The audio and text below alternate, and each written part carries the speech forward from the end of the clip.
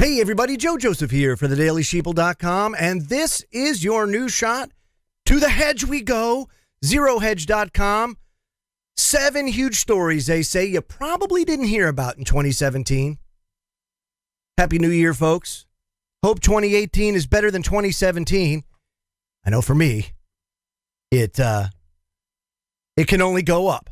And I hope to have, and I hope all of you have, a very successful and a very fulfilling 2018.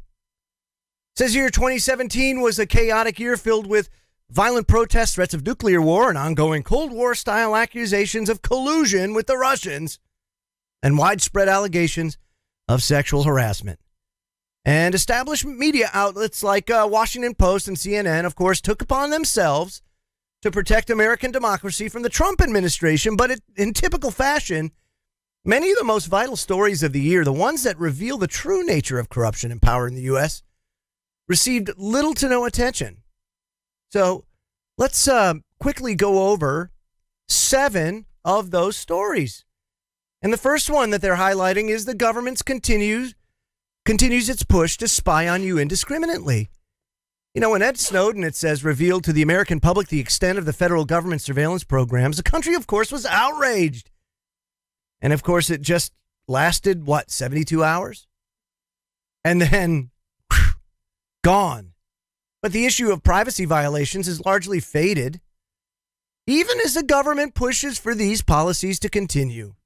See, before leaving office, Barack Obama granted more surveillance authority to federal agencies.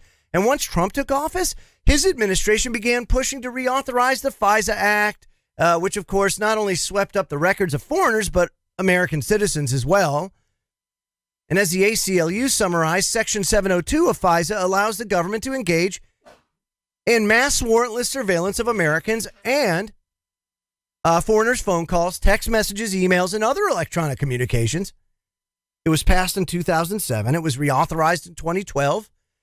And it's set to expire December 31st of this year. Right? But Congress did what they could, and they got it. And they're pushing it, and they passed a little extension, and now let's see if they can get it passed all the way. Because apparently we like being spied upon. Because that outrage is, like it said, it's gone. Poof. See, if it's not in the news cycle, people are like, poof, gone, on to the next thing. Because of just the amount of input that's being thrown our way. It's unbelievable. Story number 2. The media and the government selectively informed the public about North Korea. That's interesting. It says, North Korea has dominated headlines for months, with the media consistently warning of imminent danger and repeated fear-mongering about the perceived threat. What has been grossly underreported, however, is not only the U.S. military's historical decimation of the North Korean people, but also the North Korea regime's willingness to engage in talks. The North Korean officials have repeatedly stated that they're willing to compromise on their weapons programs if the U.S. backed off its military grandstanding. And this is a direct quote from North Korea. It said, as long as there continues hostile policy against my country by the U.S., and as long as there's continued war games at the doorstep, there will be no negotiations. Of course, the Reuters headline said this, quote, North Korea rules out negotiations on nuclear weapons. Do you see how they... that's nowhere near what they said. But they create a problem. They create chaos where no chaos exists. The detail scarcely highlighted in the mainstream media conversation, with outlets like the Washington Post also running headlines and stories that drum up the regime's unwillingness to halt the weapons development. Why? Think about it. Amazon, they buy the Washington Post, or I should say Jeff Bezos buys the Washington Post. So he's got that narrative. He's got this mouthpiece now for the federal government. And the federal government will reward Amazon, his other company, by buying up a ton of space on their servers, both classified and non-classified stuff. You're talking about massive government contracts. This is all part of the game. Number 3, just as in the Obama years, the civilian death toll from American military operations swept under the rug. Because we don't hear about the casualties incurred during these operations in the Middle East when you're not in an actual conflict or war, or maybe it's just not enough action for the mainstream media, or maybe they just don't want you to know. The Trump administration had over 20,000 people die first 6 months, roughly halfway through the year. Over 2,000 civilians died. And in the Battle of Mosul alone, over 3,200 died as a result of the U.S. coalition, contributing to a total of between 9,000 and 11,000 civilian deaths. Think about that. Huge. Police violence. It's actually going to be increasing with Trump. Why? Because he's reauthorizing the 1033 program. He's invigorating the militarization of the police state. But the police violence continued. And of course, we don't want to give it any more attention. We don't want to give it any more attention because if we do, there's going to be more riots. So shh, quiet. We don't want that. Number 5, establishment media neglects to inform audiences of the U.S. role in international chaos. Well, that should be an every year story that is always underreported or not reported at all. You know, what was our role? How did we grow ISIS? What did we do to remove Gaddafi from power? Why did we remove Gaddafi from power? Shouldn't that be questions that the mainstream media is asking? But you won't see him do it. Number 6, the world moves on from the American empire. Now, that's a big story as U.S. foreign policy continues to create unintended consequences. Other global players are moving to lessen their dependence on America and the U.S. dollar.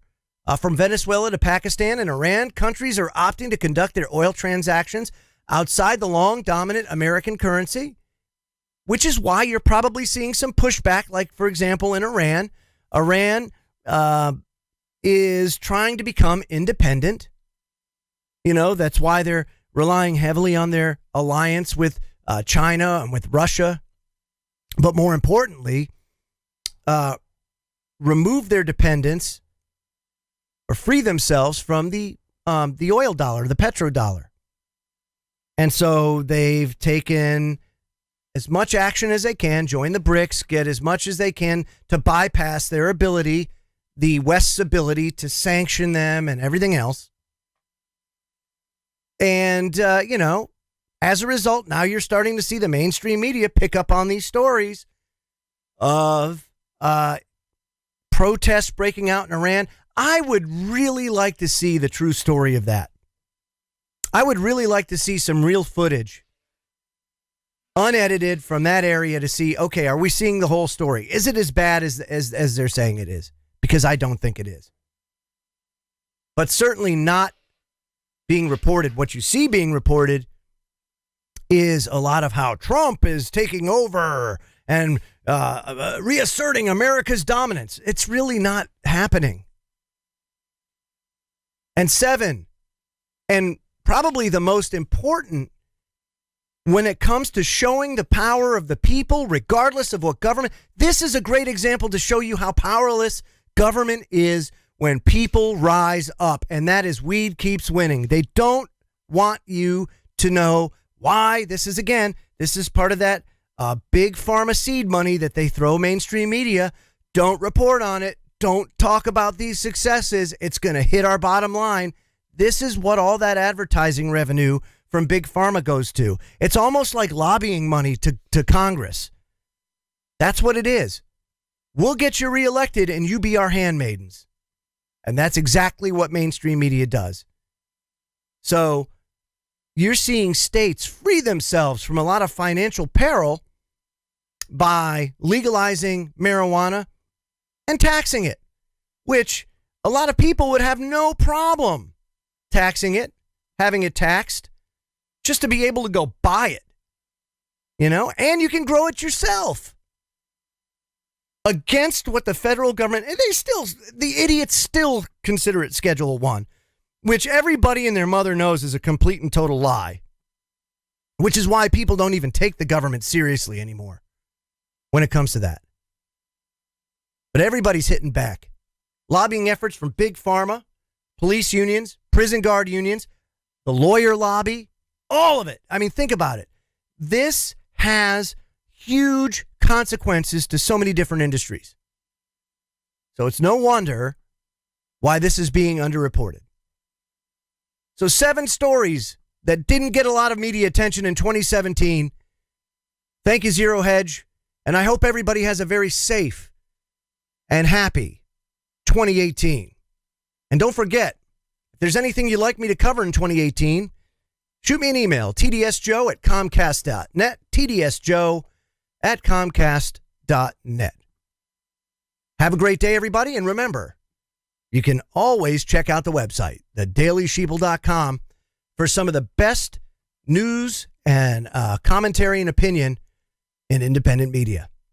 Have a great day, everybody.